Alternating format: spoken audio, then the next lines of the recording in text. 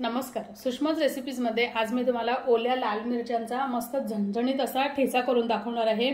तर इथे मी पाव किलो ह्या अशा ओल्या लाल मिरच्या घेतलेल्या आहेत। ह्या नेहमी वर्षभर बाजारात नाही मिळत, असा थंडीचा सीजन सुरू झाला की ह्या बाजारात यायला सुरुवात होते। आणि तसंही थंडीच्या आता सीजन मध्ये एवढ्या मस्त फ्रेश भाज्या बाजारात मिळतात ना।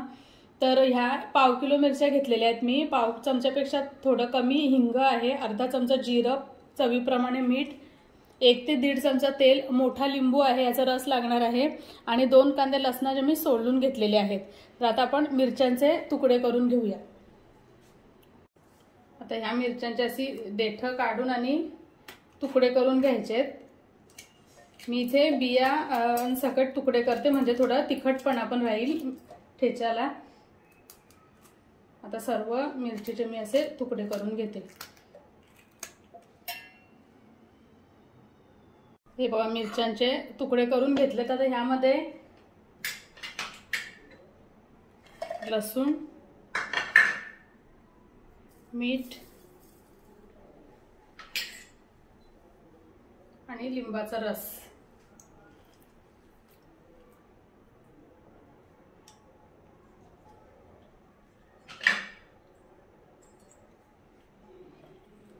हा ठेचा तुम्ही तयार करून असा आठवडाभर फ्रीज मध्ये ठेवू शकता।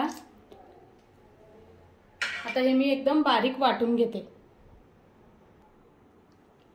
मिरची आणि लसूण बारीक वाटून घेतले, एकदम पाणी वापरायचं नाही आपण। हे बघा मस्त एकदम बारीक पेस्ट झालेली आहे याची। आता हे एका बोल मध्ये काढून घेऊन आपल्याला वरून फोडणी करायची।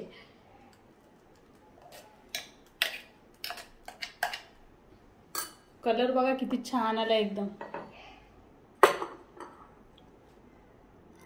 हे बघा छोटा चमचा मी तेल गरम केलेलं आहे। आता यामध्ये मी हिंग घालते आणि जिरं, आणि आता ही फोडणी आपल्याला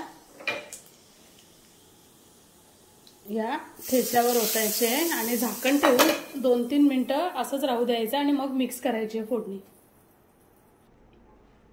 चला तर आता आपण फोडणी मिक्स करून घेऊया।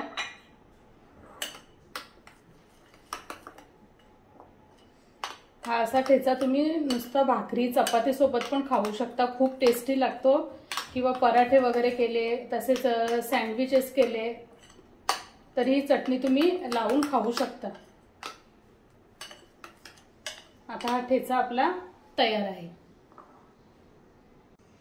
मस्त जेवणाची चव वाढवणारा झणझणीत असा ओल्या लाल मिरचीचा ठेचा तयार आहे।